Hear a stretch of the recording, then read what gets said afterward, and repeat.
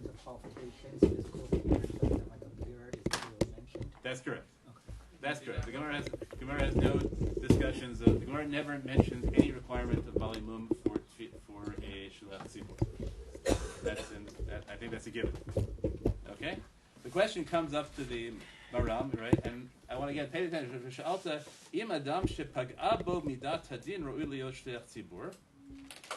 The question in the version that we have in the Shut Maram does not say anything about how the Midat Hadin was Pagabo.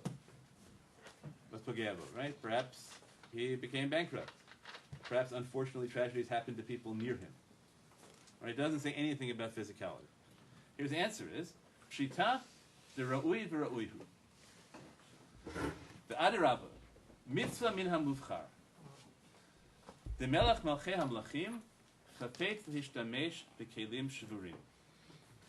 Right? God wants to use broken vessels. The lo kederach sarim basar v'dam, unlike human kings or human officers, shne'emar leiv nishbar, etc. Pasuk, right? That's what God loves. The ein nifsal b'mumim ela kohanim. Okay, so there are a whole bunch of things that happen here. First of all, right, the premise of the tshuva is that mumim are irrelevant for anything other than kuhim. And therefore it's unreasonable that when the Marshal quotes this tshuva, and it's a text issue, he assumes there is a physical blemish going on here. It's not just, right, he has a chenafluz ro'otav, whatever that means. Because the basis of is that only kohanim are nifsal. The basis for the claim that only kohanim are nifsal with mumim is this Midrash Rabbah, which says that God loves broken vessels. Okay, so here we have a couple of issues. What's the example of a broken thing that God loves? A leiv nishbar doesn't mean people with cardiac issues. It's a metaphor. Right? Is the Maram justified in taking a medrash which addresses a metaphor, a broken-hearted person, and extending it to a broken-armed person? Or is that right? Is that taking a broken heart too literally? Is that the equivalent of talking about circumcision of the heart, as if it has implications for the way we do circumcision? Okay, so that's right. That's issue number one. Is he right in seeing that? A second issue. Can I just clarify? You're reading this as an analogy, but could you be assuming that somebody who has these physical issues has a broken heart, feels less proud of themselves, less sense of their stature in society and so on? You're not reading it. I'm not reading it that way. Okay, you're entitled to read it that way if you want, but I'm not reading it that way. You might say, right, that he assumes that. So that I guess will bring up our second question, which is, this is not the way in which the modern value of inclusion is usually put in, where we say, right, you don't say inclusion is about including the broken people.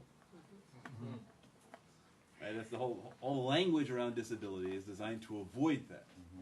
So do you want to paskin like this, right? Like this Maharam on his basis? Is it legitimate to use him as a basis if his whole basis is that, right, is that we want people who have been pogea bahem, right? You'd say it's great to have people who midat hadin was pogea bo for davening. That requires the people who relate to themselves as having been nifga b'midat hadin. Everyone else relates to them. Right, so they're a cautionary example to the rest of us. You should pray not to be like them. So is that really right? Is that really a good way? And the third thing is, he says, why? Why are kohanim segregated in that way? Right? Why isn't that a broader example? Okay, so that in many ways, right? That sort of sums up the whole halachic literature on one side of the issue. Is the Maharam, and then in case the version of the Maharam doesn't convince you that he himself is talking about physical things, even though he says Dein Yisal B'Mumim El Kohanim, you can have the Girsa of the Marshal, which includes Adam Shet Pagab Midadin V'Naflu Zer'otav. Okay, a similar idea, a similar conversation comes up in the Mari Brona, some centuries afterwards, but the Mari Brona comes up with new ideas. He says, "V'kevan de tfilatenu b'makom korban Shne'emar neshalma parim svatenim. Ein yisal b'mim el kohanim. What about people who are analogous or metaphorical to kohanim in the context of tefillah? Im kain ein nachon klal limnoto lechatchila l'shatz kavua. Therefore, it's just inappropriate to make him a shatz kavua. He can't be a fixed chazan. But he says we have blind people daven all the time, so it can't be that it's actually a prohibition against serving a shliach tzibur. So it's right. So he creates this new arbitrary category of people whom it's reasonable to appoint as a shliach tzibur. Okay, is that a convincing distinction? And is the analogy convincing? There's a very simple disproof of the analogy, which is that Yisraelim daven. We don't require Kohanim to be Shlichei Tzibur. So why, right? So you say that you can't, if you're Baal Mum, you're not a Kohen. Right? Tefillah isn't really Malkum Korban. Right? So that's right. The question is how meaningful you, how meaningful you find that. His source is even odder because his source appears to be in Or Zarua, which talks about an Adam who's Nakivi Ashar Begufo. I have the faintest idea what that means. The Chavos Yair comes along. And the Chavos Yair basically on his own, Mari Brona doesn't know about the Maram, the Chavos Yair doesn't know about the Mari Brona. So Chavos Yair independently reaches this conclusion, and he does it by taking metaphors with great seriousness. Right? He says, Chavos Yair says that if you, he objected to a one-eyed chazan on Yom Kippur. Because he says, Ki yadua sheramach evarim hem kisei udmut l'ramach orot el yanim. The 248 limbs are symbolic of the 248 upper lights.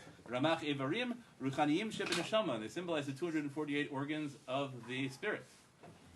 Im kain kol ki hagavna harei hakisei pagum.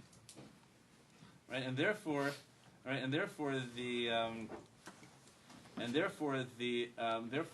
you're praying in a way which is Kabbalistically just completely inappropriate, because it really is, and right, because the body has to stand for the spirit in some way. Right, he makes claims specifically about blindness, that he thinks there must be some lack of understanding that comes with the lack of blindness. In the end, he says, "Milvad ma sheyesh bezeh he'eder kavod la mitzvah, va'afilu binigla hakriveu na lepechatcha." So hakriveu na lepechatcha is a pasuk in Malachi, which says, "You have brought the lame as sacrifices. Bring the lame to your feudal master, and see what he says." So the Chavos Yair says it's just a lacking kavod mitzvah. You're lacking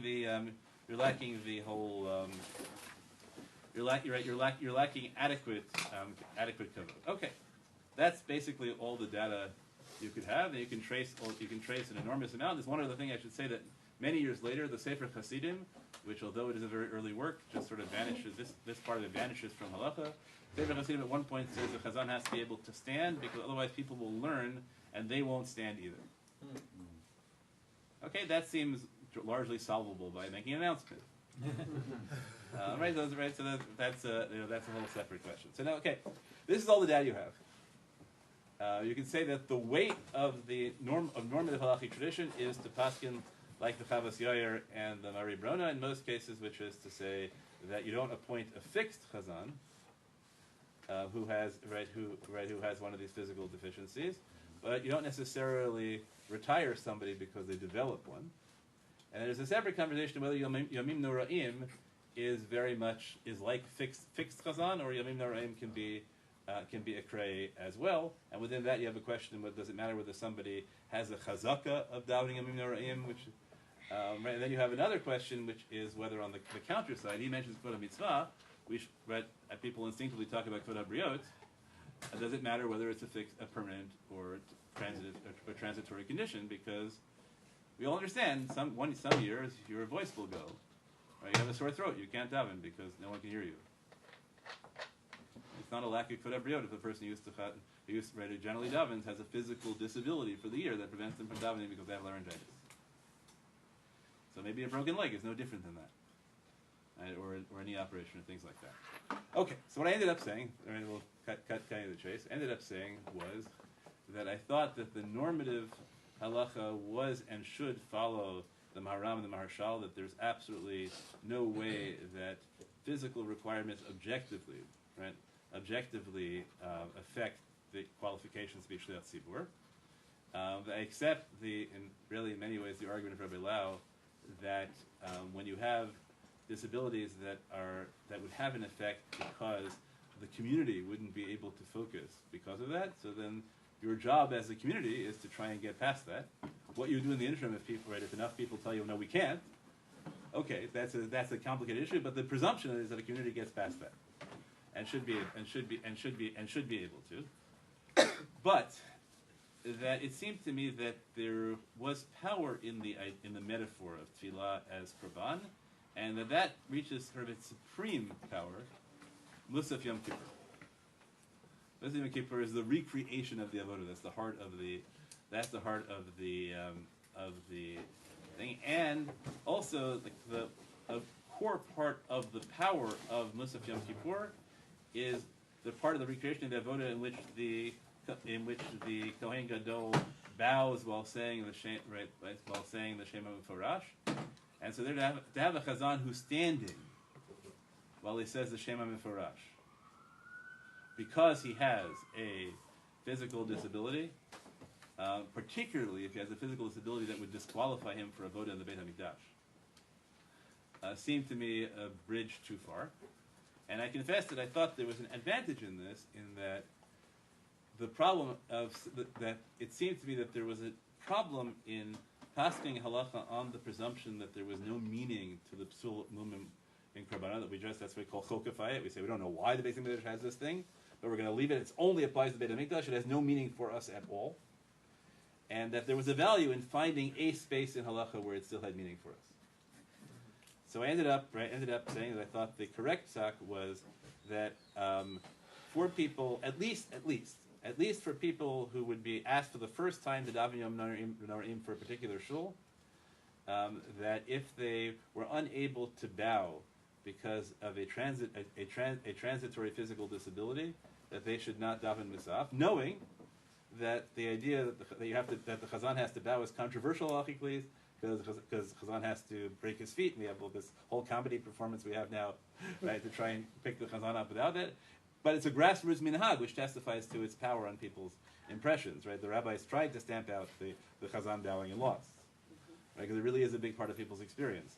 So I thought that that it was good internal halachic policy to find a place where we'd say, no, we think that the psul of Bali Mum has real significance. But I thought that the normative halacha should clearly be like the Maharam on the basis of authority, even though his argument is wholly unconvincing.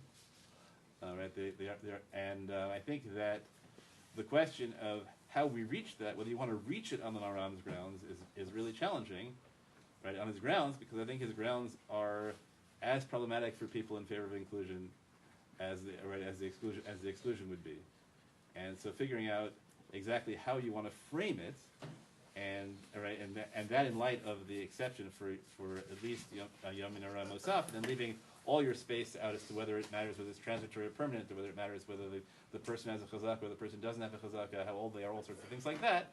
That, it seemed to me, I was asked a very specific question, I answered it in a very specific context, and there's lots of room for people to figure out how those parameters play out.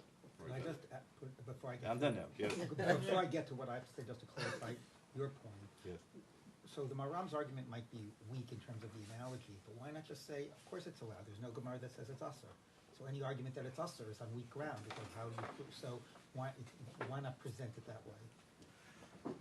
Because not l'chachila or whatever. There's no halachic argument to really be made. These are all just arguments by analogy, by midrashim, by ways of analogizing, and so on. And clearly, halacha doesn't have any issues with this. So it depends. Like when you say halacha, so what is? I'm not sure what that means. All the sources that preceded this being discussed never saw this as a problem. But for the last 5 centuries, 3 centuries, last 3 centuries, all the sources that have discussed it have seen it. Many of the sources that have discussed it have seen it as a problem. So if you want to claim, to how you deal with evolving I'm just saying an halacha. argument that it's mutter Yeah. might be weak because of the analogies, but everything is weak because to try, the presumption is if there's no basis to say it's usher, right, and the sources that have discussed the criteria, have a lot of discussion of criteria, they never relate to this. I would think that the burden of proof is on anybody who wants to say that it's usher. So I don't understand why you're starting by critiquing the Maharam rather than starting by critiquing anybody who would argue that. So okay, so the answer, I think what I would qualify what you're saying is not necessarily disagree, but qualify. Yeah. If a case of first impression comes up, and you're right in the 21st century, right, we're there now, right, in the 21st century, and somebody wants to generate an isur, and you say, but look, in the previous 5,770 something of the year history of the world, nobody's ever thought of usur, so that's true. But if you say that for the last 200 years, a significant percentage of halachis have already decided that this is a convincing basis for a lichatchila issue, so that doesn't, right? So that doesn't, to me, it's not the same as a de novo case. I think whenever you're going against the prevailing majority of halachic positions, then you have a burden of proof. It may not be a very strong burden of proof, but I think you have a burden of proof. All right. The Kvod Rabbanim, I think this might actually be part of your response. Did I already use up from my time? Which is what are the sources? Oh, okay. I think that actually might be part of the Okay. methodological difference. Got it. Okay. So we got a preview. Okay. So let's just see around the room whether people have, Phil. Questions? Yeah, please. Wait, because I missed the framing. So first going to questions, then I'll So have a first chance we're to going respond? to have questions to Rabbi Clapper, Got and it. then you'll respond, and then we'll have another set. Just like with going the way what Rabbi Clapper when you talked about it, like kind of you're giving halachic weight to the metaphor of the avodas like service in our shul, like to the temple. Like where do you draw the line with that and not taking it to the logical conclusion of like the person davening has to be a kohen? Like where do you stop? Like how do you get to one place that it has to be someone who can bow and stand, but not necessarily? Right. So I think that I'm not taking it to any kind of logical conclusion because I don't think that I think it's a metaphor. The question is, it has traces. I don't think more than that. Nobody's ever suggested that you need a kohen to daven the Musaf and Yom Kippur that I know of. So I'm not going to suggest things that would be Rabbi Linzer would look at me and say, no one's ever suggested that. No, right? Okay. Burden of proof. Why do you think this is an issue? And I don't. In the end of the day, Yisraelim have to be. You daven yourself. Your tefillah is just as much a korban as the shliach tzibur's tefillah. But at the end of the day, so you're acknowledging that it is subjective, but you're only willing to do things that are subjective based on precedence. I think that that since there is a cost here, which is somebody being right, which is a real cost, which is somebody being excluded, right? If I were just Rabbi Shul, and the question is, does this would it improve the davening if we had models of shechted animals all over the all over the sanctuary, right? So I wouldn't be in favor of that, but I don't. But I think that's right. Okay. When there's a cost, I think that Rabbi Linzer is entirely right. If I'm making something up, I better the burden of proof is very much on me. Okay. Yeah. So I guess further in that question, where like you said, like part of the avoda is like the experience of treating it like a korbanah in that way, but in the Yom Kippur service, the Kohen Gadol is mamash the only person who doesn't bow, right? When he says the same Amar Farash, everyone else bows. So what? So if you want to create that experience, I understand the minhag of no, the Shliach Tzibur also bows, but if you said okay, this is why I think there's a difference between the knee injury and a broken leg, where if you can't see any sort of physical cast or anything, where people are going to be this is if you want to say that needs to be something not obvious, then the Shliach Tzibur not bowing, I think, is a very easy way to say, well, this is, you wouldn't do it in the Beit HaMikdash, why would we do it here? So I think the weak point of the psak is that bowing is a b'diavad, right? It's one of the places where, and that you can say that if I think you're entirely right, that if the Shliach Tzibur is the Kohen and not right, then then you're right, right? Then you're entirely right. I don't think that's how people perceive it. But I think that's part of Phil's question, is that the analogy is a terribly mixed metaphor, so to speak, right, as to where you are in that process.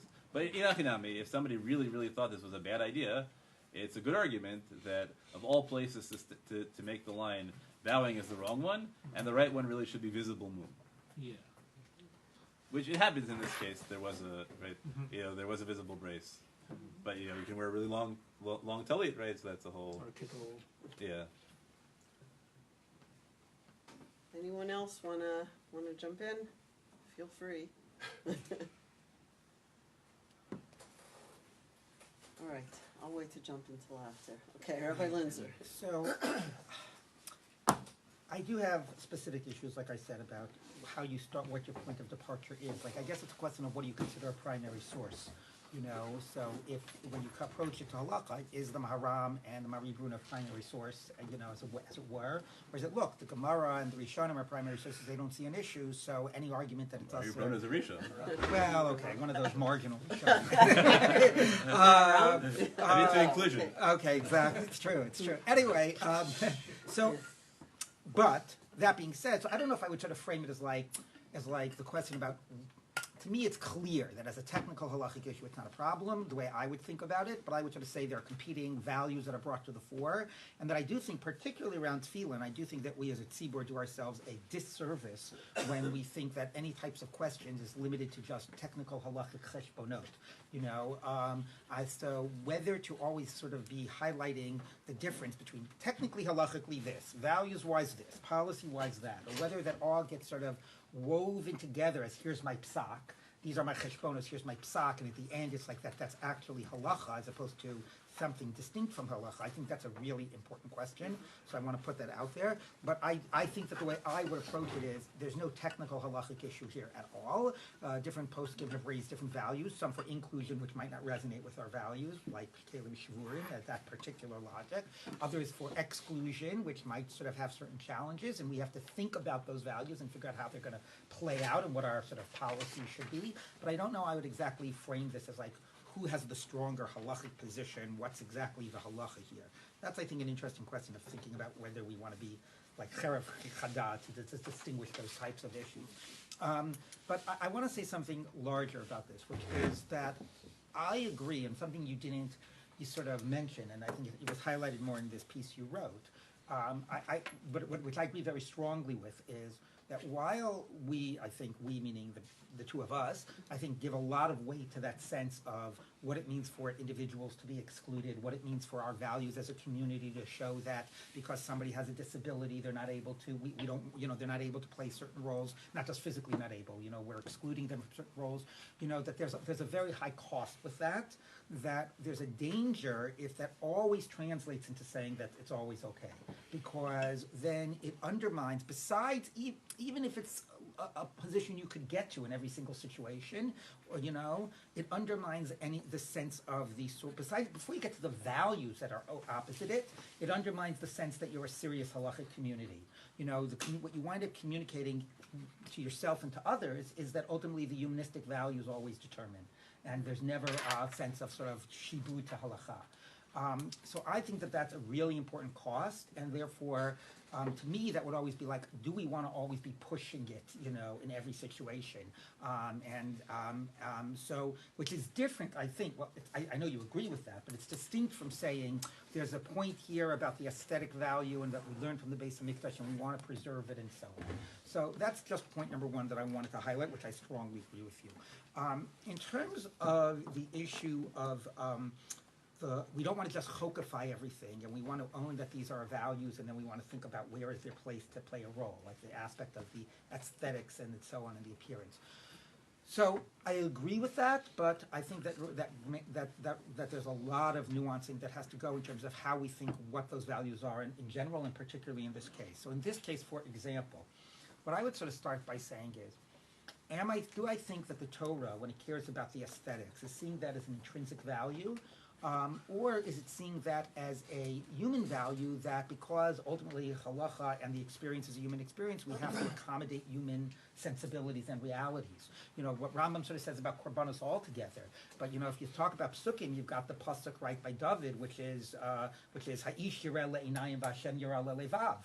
right? So yes, as human beings, we're drawn after what we see. Ultimately, that's not where we should be religiously and so on. The Nebuch, that's part of human experience, why we need a physical Beis HaMikdash and why it has to have certain physical appearances. But if you acknowledge that if you frame it that that's the issue, that doesn't make it less real, but it also makes it less ideal in a certain way, and therefore it gives you more latitude to say the Torah recognizes that as human beings our avoda has to resonate with us and be powerful for us, okay? But that's still different than it's speaking about it as having intrinsic value, and I think allows for a tzibur that has changing sensibilities about that to not feel that they're sacrificing a value. If for them it still resonates in a different way.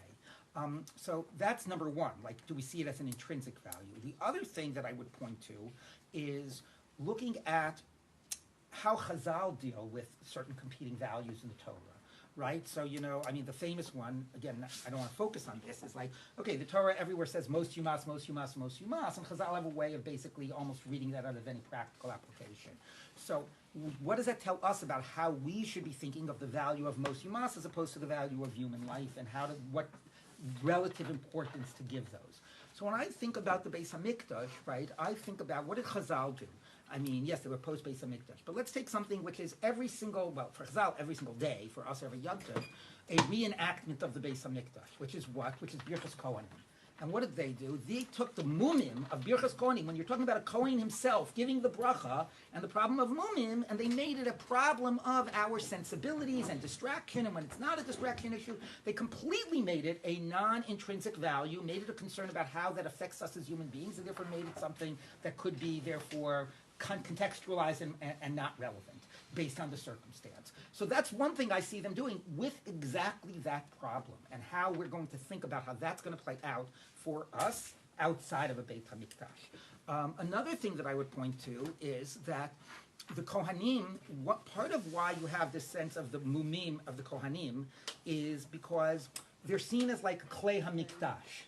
Right? That's very clear in the way they're sanctified in the Torah with the Beit HaMikdash. They're objectified, literally. They're part of the Klei HaMikdash, and they're not seen as people, as subjects, as persons. By seeing them as Klei HaMikdash, you can focus on objective aesthetics, right? But whereas, so I'm not chokifying it. I'm saying in a particular context, we can look at them all as part of the, aesthetics that are going on. Like I'm thinking about, if you're in this, you see this Japanese thing and everybody is dressed in the same way and these red and white or whatever. The whole thing there is to serve as a certain type of an aesthetic presentation. Whereas, is that necessarily true of our experience when we do something even that's Dunya D'Avoda in Shul? And even the Kohen Gadol, who is the Shliach Tzibur serving as a Kohen Gadol, is he in that way serving like the Klei HaMikdash, like we normally think of the Kohanim, or is there more of a sense of, him as a person and representing us, etc.? So I'll give one other sort of example, and maybe by too many examples I sort of might whatever, because you could pick at each example. But, for example, where do I see that Chazal also care about a sense of like mumim? You know where I see that they care about mumim nowadays in our current sort of avodah, as it would be? I see they do it in Lulav and Esrog. Right, you have all of these exact aesthetic things. Rambam even calls them mumim, and the Gemara even talks about like in the whatever the Rambam. Anyway, so what I see happening there is limits it to something that's a very specific, concrete, physical mitzvah object, and then what I see that Chazal wind up more emphasizing, because okay, mumim is a problem by lulav and esrog. It's not a problem. I mean, generally zek keli banveo, but it's not like a psul by other things. You know what is a psul by other things? Mitzvah ba be'avera, which is part of that pasuk v'hakriveyu na lefechatecha. So what I sort of read, and you could disagree, I'm sure you probably do with everything I just said, but my read of this is that what Chazal are doing is they are actually not chokifying, but saying maybe this plays a role in a certain context, but in our context here, when you talk about Birchas Kohanim, when you're talking about Tfilah on the show, when you're talking about mitzvot, right, we think other values come more to the fore, and therefore don't play the same type of role, and we don't have as much of a chiyuv to retain it. Or if we're going to retain it, and maybe this is the idea, like you said at the end, we'll retain it in a very narrow case. We'll retain it by Lulav and Esrog. We're not going to retain it by Birchas Kohanim, which happens every day. So, and we're not going to retain it by human beings. We'll retain it by objects. So that, to me, is an important part of thinking about if we are going to work at retaining the values the opposite of chokifying is being too broad in your application of what those values are. And I think that those values can be much more sort of nuanced and narrowly defined. Great. I guess comments before Rabbi Clapper responds? Rabbi Rezlikov. I'd like to ask a question about a technique that was not discussed in here, a discussion to it, because I think it's a technique that our students occasionally do use, and it could be powerful for them if it's something that fits, and that is to take the position of the Maharam with regards to Kelim Shvurim has kibiyachol the psak that we agree with, but the sort of language and ideas that are sort of not up to date with our time. But it doesn't seem to me like we couldn't take. It seems to me that we could take the terminology of the Maharam and create an argument using his terminology and his ideas that would actually fit well with us. In other words, it seems to me reasonable to say that it does happen that often somebody who has experienced loss, either in their body or in their lives, actually does have a lev shavur more often than somebody who has not experienced loss, and as such is likely, in fact, to be a kli shavur in a way that people who are totally able and completely, I'll use the word entitled, I'm not sure I want all of the repercussions, but all of those things fit. That then leaves out the people who might have been born a certain way but didn't face loss. And then we could say, and yes, indeed, what we're looking for is a lev shavur.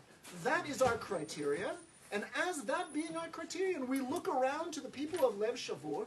If somebody who was a runner and now has had their leg amputated, that is a case of somebody who is likely to have lev shavur. But you know what? If that person still doesn't have lev shavur, and be'emet, it is the case, or I have found it to be the case, that there are people who have suffered loss and be'emet don't have a lev shavur, and some people who have not suffered loss who do have a lev shavur. Those are the people we're looking for, regardless of their physical attributes. And it seems to me that sort of darshaning, that Maharam, could bring you to the argument you want with the ideas that are reasonable. And I guess so my question is sort of, how do you feel about that kind of a drasha? And then the second question is, and does that drasha pull anything from the authority of the Maharam, or have we basically left the Maharam totally behind at that point? I did. Well, should I think we'll fold them fold that in. Yeah. Rob Linzer, I've heard you say in the past that globally, if you can't say Aser, then Mutzer doesn't have the meaning that it should have. Mm-hmm. And I very much take that to heart. But I guess my question is, locally, why would saying inclusion across the board on a given issue, why would that weaken our status as a halachic community? And I'm thinking of exactly what you said about Chazal and their legal creativity, like, for example, with the death penalty, or, for example, with ayin tachat ayin, that they didn't feel they had to say mamash on certain issues and mamon on others in order to stay a halachic community. They could say mamon on everything. I'd love to hear your answer to that question. And I want to add something else into the mix because it keeps coming up and I get to talk. So you've both sort of avoided really, I think, distinguishing between, I would say almost the opposite of what Rabbi Red, no, not quite the opposite, forget that. Something different. Between something that's transitory and something that's permanent. I would be much less likely to apply the value of inclusion to someone who has a broken leg, which is going to be healed. So I think the stakes are very different in a case of, do you want this chazan who currently has a broken leg? And therefore we do look at other things like, does he have a chazaka of davening? Is he someone who the community wants to daven, and therefore that becomes less relevant? As opposed to the value, the idea of taking someone who, has a more permanent disability, either with the leg nishbar that comes with that. To me, it feels like a different kind. That value is less at play here for me when it comes to someone with some sort of temporary kind of condition. So, maybe adding that in, or you can ignore it. But Rabbi Clapper. Do you want me to go first? I think you go first because you get to respond. I got lots and lots to talk about. Okay, excellent. Yeah. So let's. I have just one sentence to say. Why don't you say your one sentence and I can My respond to one all- sentence respond to to respond to the question about local versus global is no, I don't think it has to be in every local issue. I think if it's CBOR in some way says, look, we can find no way to allow, I don't know, I mean, you shouldn't say this, but let's say they said we can find no way to allow a blind person to get an aliyah, but we find every way that we can let somebody with a broken leg to lead every single davening. That also addresses my concern. It's not that within every issue there has to be something usher and something mutter. What concerns me is at CBOR that always the answer to every question about, inclusion is always yes. So that to me is the problem. But how exactly you find out where your no's are, I think that has to be a judgment call based on the halachic issues and the cost issues. Okay, lots and lots of points. I'll start with Reznikov's point. That's a terrible trash. No, it's really first of all, you're stereotyping people based on physical experience, experience. Whereas, who's more likely to be humble and who's more likely not to be humble based on the experiences they've suffered? I don't want to do that. And I think it undermines the meaning of them. So the broad question of to what extent you use people's conclusions as opposed to the rationales, that's a great question. I think it's a bad example. Okay. But we should talk about that in next week. There's lots of space. Okay. There are a lot of big questions that Rabbi Linzer's response raises, which I also hope will come up. So I'm going to start with the example of Birkat Kohen. So if we're just talking about academics, you can always look at halacha from, if you want to call it its internal mythos, or we could call it objective perspective. But I don't really want I would say is you can look at it from what halacha says about itself and what other people might say about halacha, and without privileging either of them. So Chazal say that a Kohen Bal Mum could make the bracha Birkat Kohanim in the Beit HaMikdash. Right, so it's not. So the internal mythos is that they didn't do anything about changing Bal Mum from the Mikdash to the Gulen. They said it was a Birkat Kohanim is not avoda. Period. Right. So I don't. Right. And Birkat Kohanim is deoraita outside the big Gulen, even Bisman Mikdash. So right. So I much prefer to work within the internal mythos as a starting point, and then we can talk about what happens if how do I deal with the Book of Jubilees says that it's says that it's asur d'oraisa and a capital crime to break a stick off on Shabbos, and yet Chazal say it's only d'Rabbanan. Right? What does it tell me about the history of halacha? To what extent do I think that drashot are actually the legal meaning of the text, but it doesn't mean they always had to have been the legal meaning of the text because a text can change legal meaning. Those are all very, very big questions. But my starting point is I think there has to be a way to represent it in the internal mythos. Okay, then the second question, which I think is a really big question, then we're going to get to the really big question. They told me we'd find things to disagree about. The second question, I think, is the notion of objective versus of intrinsic values. So I think there are really three categories. Rabbi Linzer said this, but I'm going to push it. Right? There are things that are, we say that God loves this. Right? God loves this and God doesn't love that. Right? God, let's say, perhaps we might say that God loves humility and hates other people's pride and stuff like that, except for our own, right? God always loves our own pride.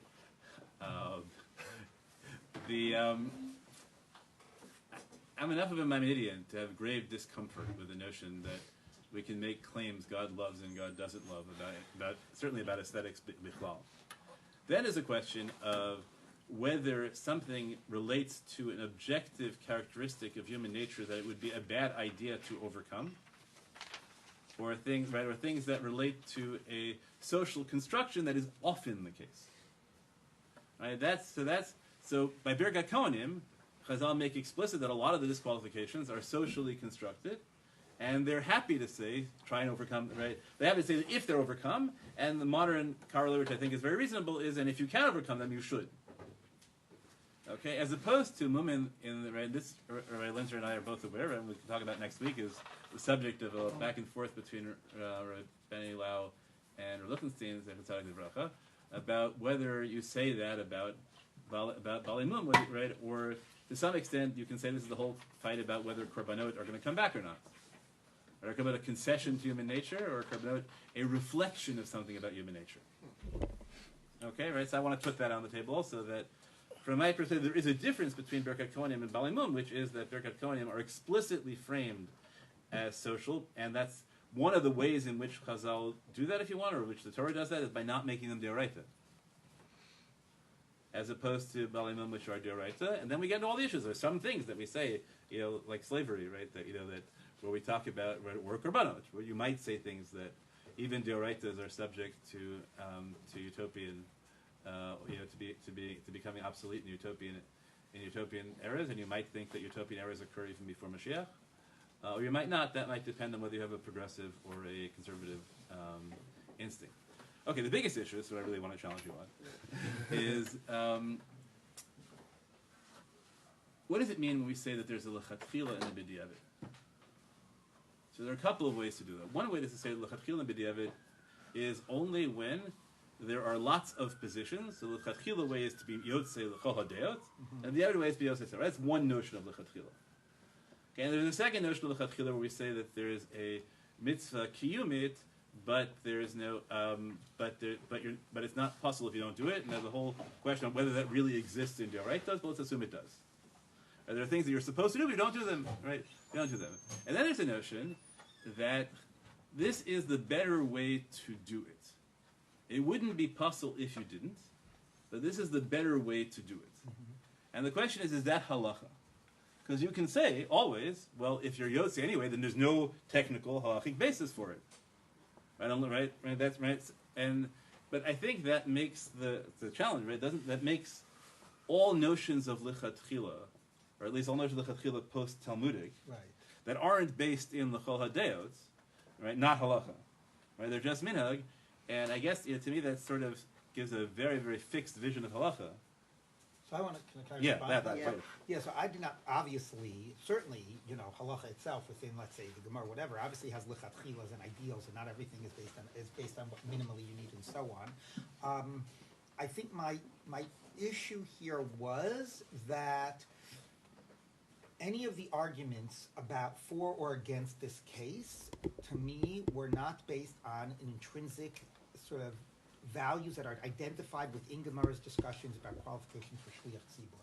They're based on one person on one post say talking about, Kevin Shur, and another talking about, I think it's like a korban, and by a korban, or like a kohen, and therefore I think, well, who says that Chazal made that matchup that you just made?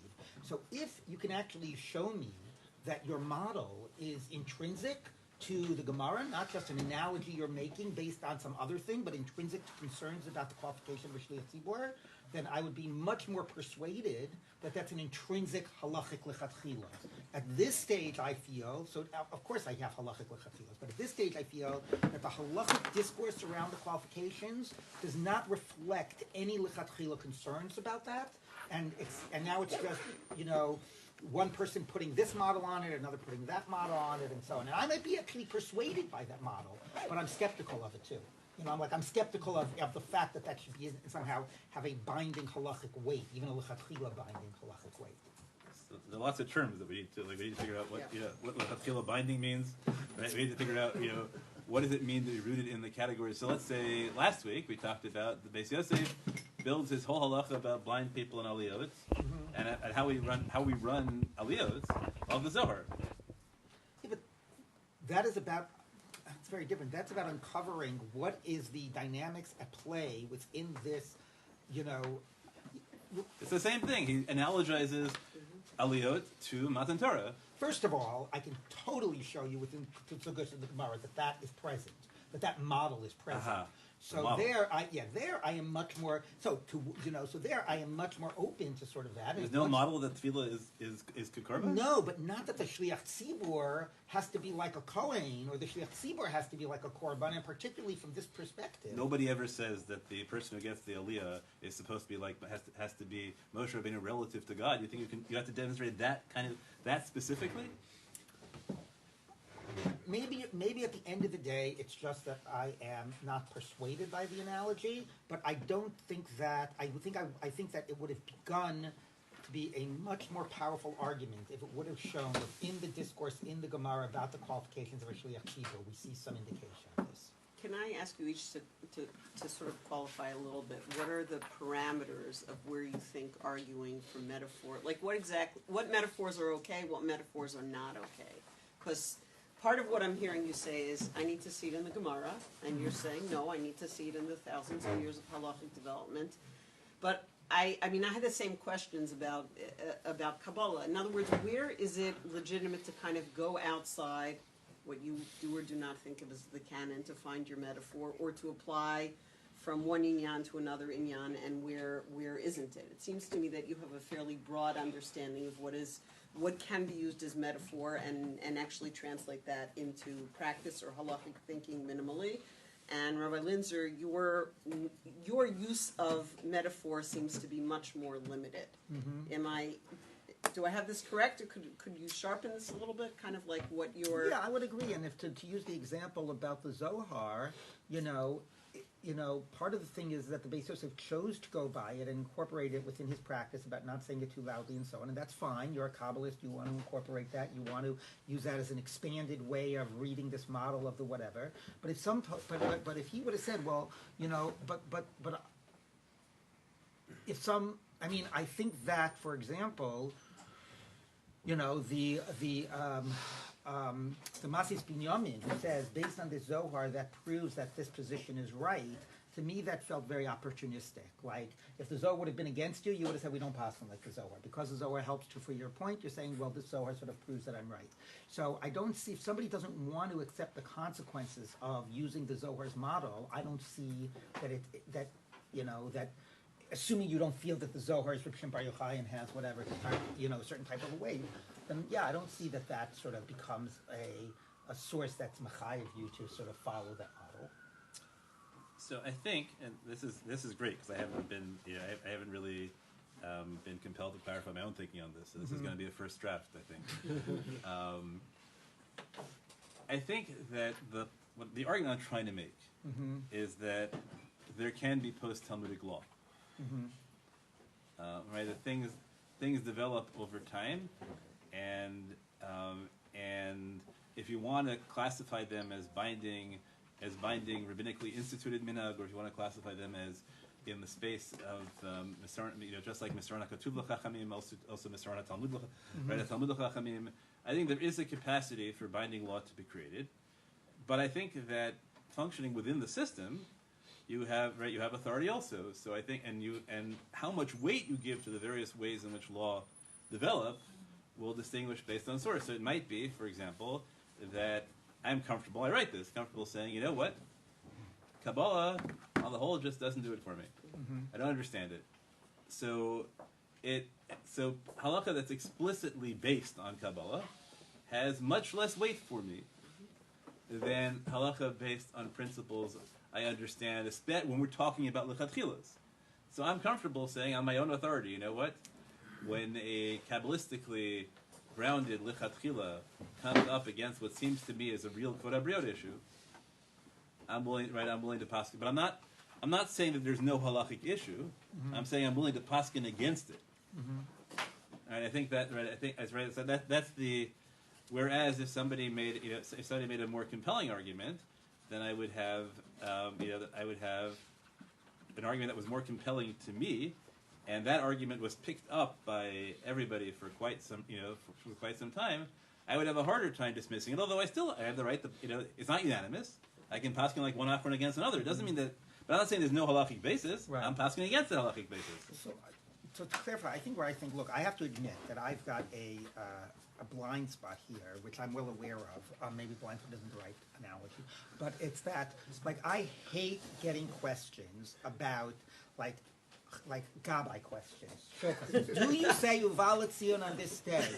Who has a kadima and saying Yortzeit? Who, whatever. It's like, I have no idea. It's not based on anything in the Gemara. Go ask the Gabbai or go check your duach. And it's like my bias. Making a pulpit round. Exactly. And my bias is like, I see, maybe it's because of my strong base medrash orientation. I see halacha flowing from the Gemara and the Rishonim, something that is So yes, there are minhagim.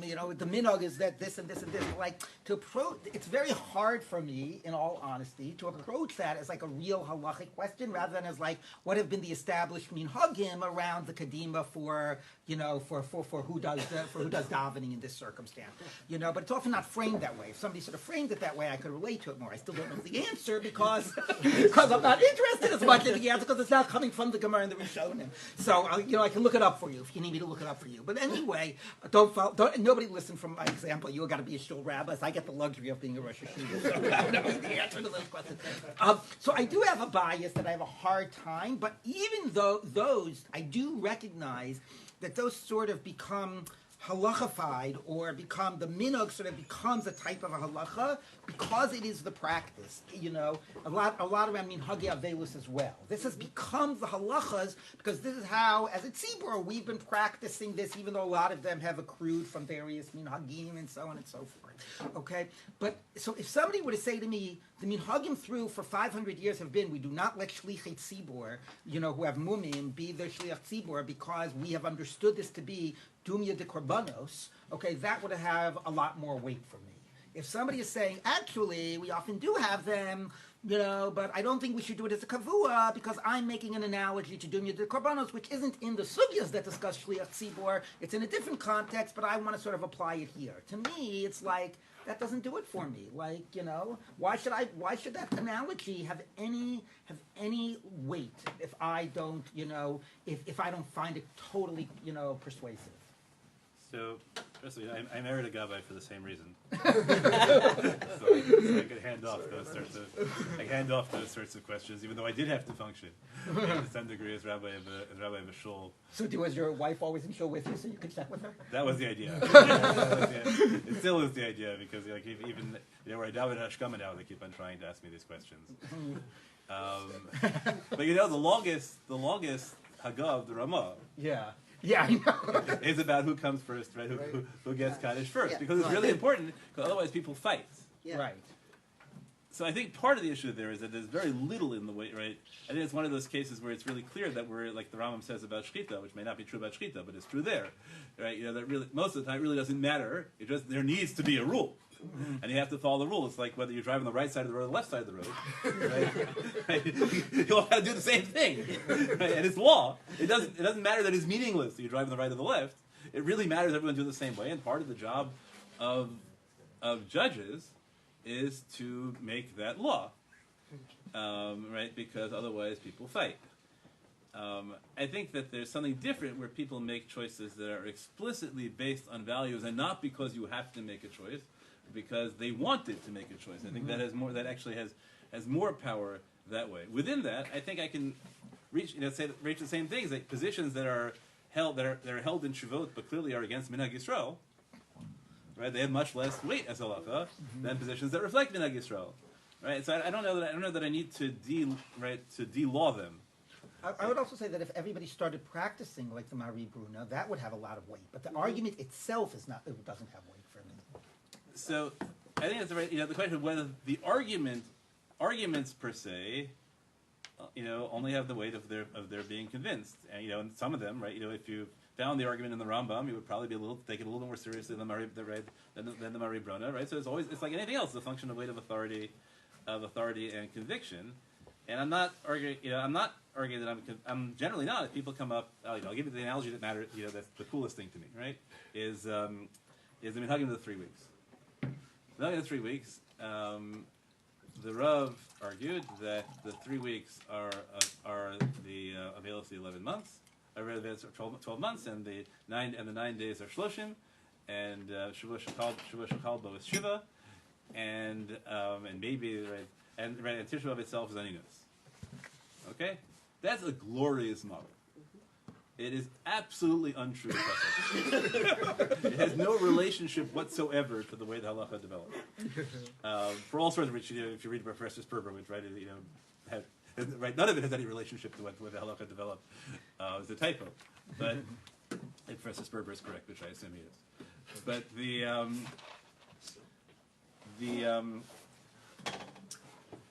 But a lot of people start paskin that way, and I do paskin that way a lot because it's a great way to paskin something which is based entirely on minhag. So I think there's a lot of room for models to affect things that are based on minhag. In 100 years, that would be the halacha, and it would make a lot of sense as opposed to the current hodgepodge.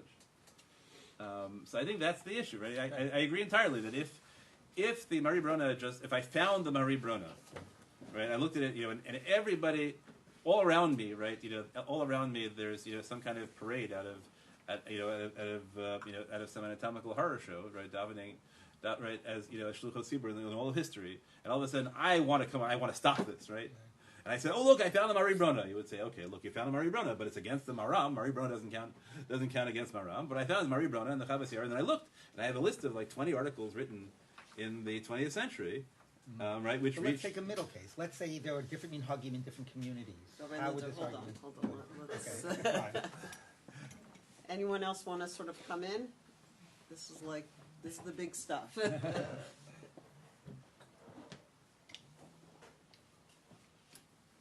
Why don't you want to reframe it? Well, got I next did week also. frame it. I think I framed it. Yeah, I mean, I think ultimately we are talking about kind of part of it is about what is canonical for you, what is more convincing for you, what are your own subjective criteria in determining what's in and what's not, or what you have to pay attention to, or what you don't. I'm also have a suspicion that metaphor plays a lot less of a role for you, Rabbi Linzer, and whereas it plays a lot more of a role for you, Rabbi Clapper. And I just you want accept to it? I just want to repeat that I think something that I feel is uncovering the implicit model within a particular system, like Kriyas Torah as Maimed Har Sinai, which is based on sugyas in the Gemara. Right. To me, that has So a lot of two, power. the two are going together. So Right. maybe ultimately it does come back to what are you seeing in the Gemara and the well-known Rishonim. At the end of the day, you're really still a brisker. Yes. What can I tell you?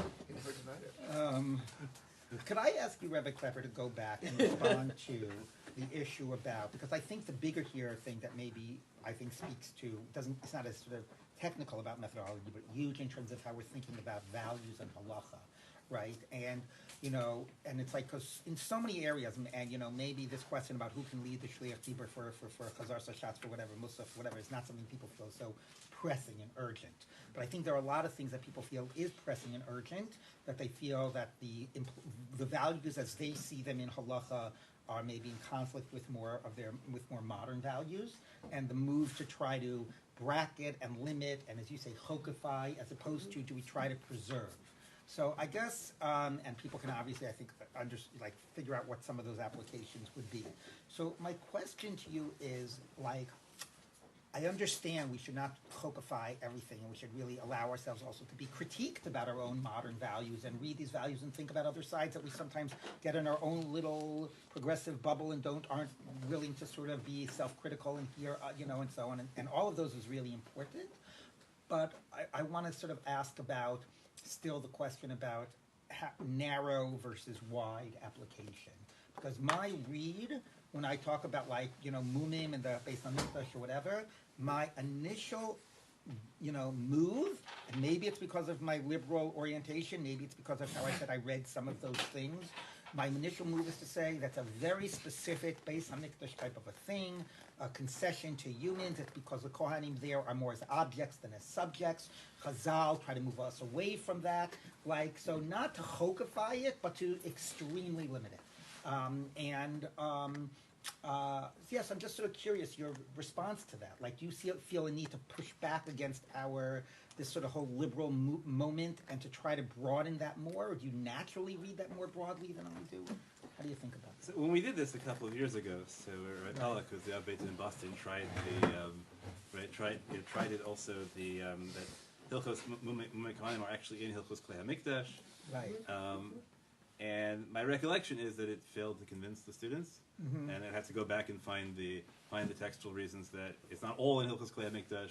So while I think many of us found it a very attractive idea, at the end of the day, my sense was, from recollecting how the students wrote their Shavot, that they were not in the end convinced by the argument, much as it had a lot of appeal. I think I think, again, I've written about this, and we can introduce all articles on chokkification into the subject. I think it's natural, and the chiddush of it was to say that the categories chok and mishpat, as Rashi defines them, are not static. That things which are chukim in one generation are mishpatim in the next, and vice versa. Right? That's the chiddush of the term, and I think that's true. And I think that it would be perverse to say, the things I really don't understand and actually cause me problems, those are the things that have to have the broadest possible thing, right? So you should actually shepherd all your children, not just your oldest young. Right? And only so. Right? I think that's to some extent it's a version of the theological problem, since God is right. Why is it that we leave out some of the Gimel Midot? Right? Why is it that we learn? Why is it that we learn only from God's mercy and not from His lack of mercy? Right? All those sorts of issues, which are theological issues, are true also with regard to halacha. I think right. So I don't have any problem with doing that. I think that one has to figure out how one does that with integrity, the same way one does it theologically with integrity. Right? You have to end up acknowledging that God causes death also, and not just doesn't just resurrect people. Right. I think that's the first stage. Then the second question is the notion of Chazal moving us away and how one plays that. So I tend to assume that Chazal thought they were saying what God meant. So moving us away, so I don't see them as moving us away so much as trying to explicate what it was. Now if you ask me, do I see Chazal as moving us away generally from the significance of mumim? I see Chazal as moving us away in some ways, significantly, from I think the key line is Mamzer Talmid Chacham Gadol, right? Godam L'Kohen Gadol Ha'aretz.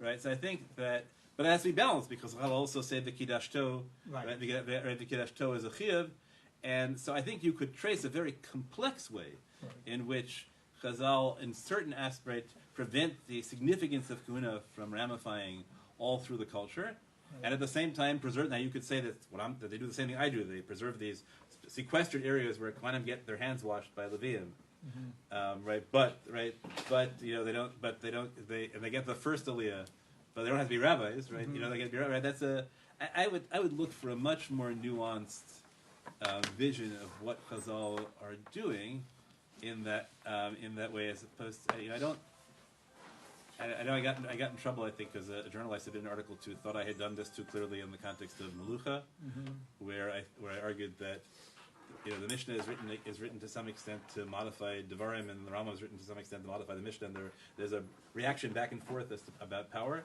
that plays it out. So I can see how one can make arguments of the form that this is being misunderstood in our culture, and therefore we need to go the other direction to balance it. But I'm not into straight line progressivism that the Torah said this, and Chazal are trying to move us towards this utopia. I hope it didn't sound like that's what I was saying. I wasn't saying that at all. I was saying that I think that they feel like in the issues of Moshe Master, whatever, that there are different values in the Torah, and they're trying to do their best to understand, to represent what those values are and how they weigh out against one another within sort of their context, and that sometimes leads to giving more weight to one and more presence to one and a more limited scope to the other. I certainly was not saying, I don't know why you heard that, but okay. But anyway, that was certainly not my intention to say that. I do want to say that your example about Kohen Gadol, whatever, talk about how you might want to try to limit something as narrowly as possible. Rav Moshe Feinstein has a tshuva about what's it called, about triage, because the Gemara says Kohen Kodem Levi is about Latzilo. So somebody asked Rav Moshe, so does that mean that if I'm looking at two different patients, I have to tend to the Kohen? What? Lachiyota, what did I say? Sorry, that I have to tend to the Kohen before the Levi. And Rav Moshe says, no. What the Gemara means is that after every single factor in the world has been considered, the degree of urgency, which one came first, every single factor has been considered, and it's completely arbitrary. At that point, Kohen Kodem Levi. So that's a perfect example of understanding that there are competing values, and you have to figure out what the scope is. And what do you think is true to the values of the system? So there, Last word. So I agree very, very much about that. That's right. So I'm glad I'm glad to have the occasion to have you clarify. Right? I think I think it's an interesting question about where in the realm of Mumin that right, where you would expect it to be, where you would expect it not to be, where they move it, where they don't move it. I think Kahuna is a really complex thing where you could do an amazing study about how that plays out. So in the realm of Mumin, I also think that you have to deal with the question, how do you react when Chazal don't do that, but you still feel that way? Right? How different is that for you? Right. Here I feel I'm on good ground. Right, but it's not. It's not always. You can pull out that. That the Mamzer Talmud Chacham Kohen Galam Eretz. That's great, but yet doesn't eliminate the category of Mamzeret, Right. which has many implications worse than Or Kahuna. Right. Yeah. Okay. Okay, good. Thank you. Okay.